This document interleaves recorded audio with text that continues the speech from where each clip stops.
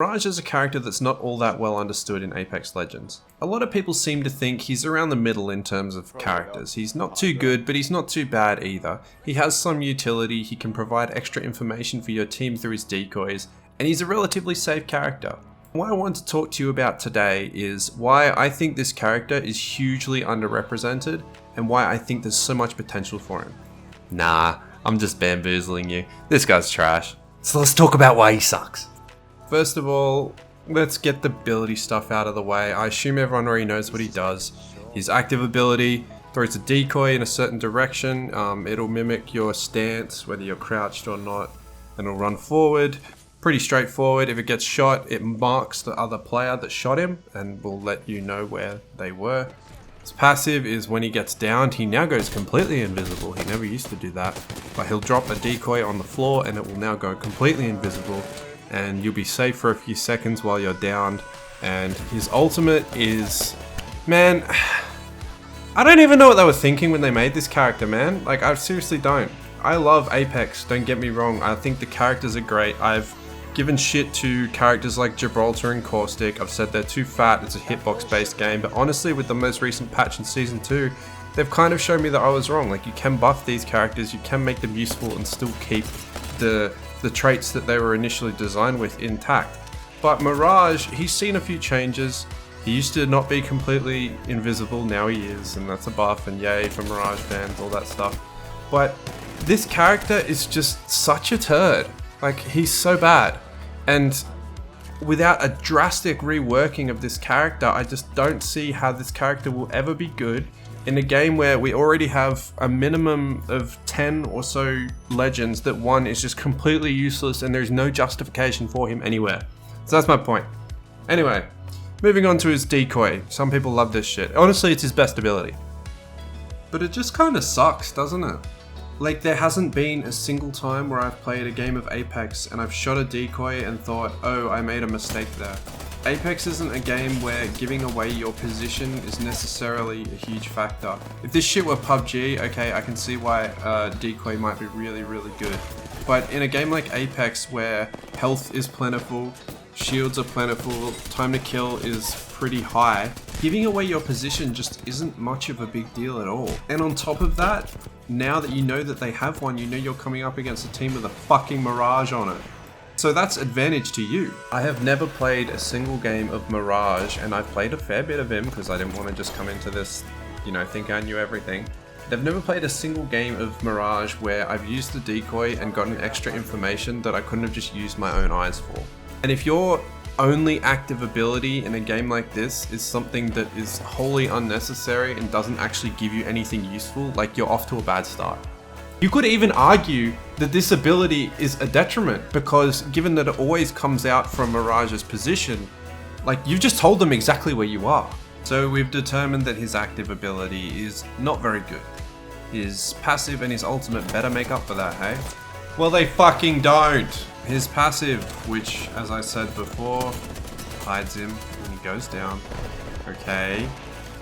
Well, that's great. It might get you out of some situations where you've been downed and it keeps you alive a little bit longer. I guess that's the idea, right? Like, I don't even need to talk about this one. Like, there is nothing to say. If you're designing a passive ability around fucking losing your fight, then it's a huge issue. And on top of that, it doesn't give you any extra survivability save for a few extra seconds.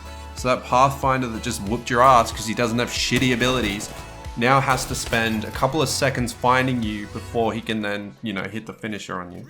I tried to justify this passive. Like, I tried to think of a way that I could make some small valid argument for it, but you just can't. An ability that requires you to lose a gunfight are usually abilities that are designed around giving a bad player the option to get a kill. Take Martyrdom, where you drop a grenade in Call of Duty, or something like that. And don't get me wrong, keep that shit away from my Apex, but those abilities work better as abilities that are designed to give new or bad players a chance at a kill. I think this is the biggest tell of an ability that is truly awful.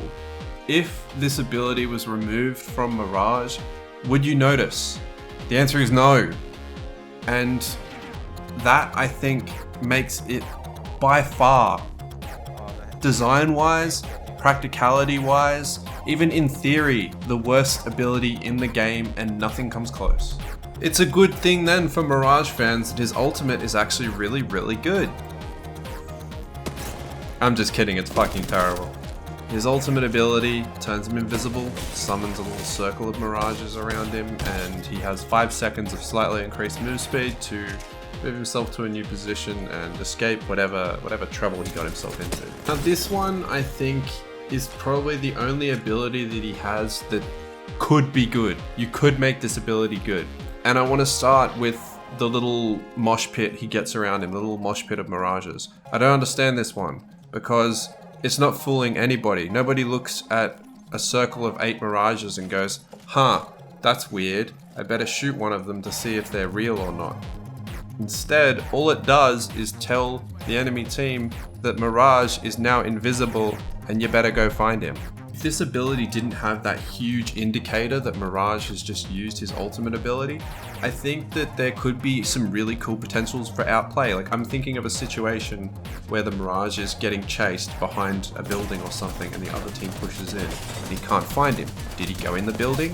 Better go look. Did he go around the building? I don't know. Turns out that you were looking for someone that had vanished a couple of seconds ago, and that guy now has time to regroup and escape. But in reality, once people realize that you've pushed that button, they know there's a set distance that you can go, and they sure as shit know you've pressed it because there's 700 Mirages looking at them.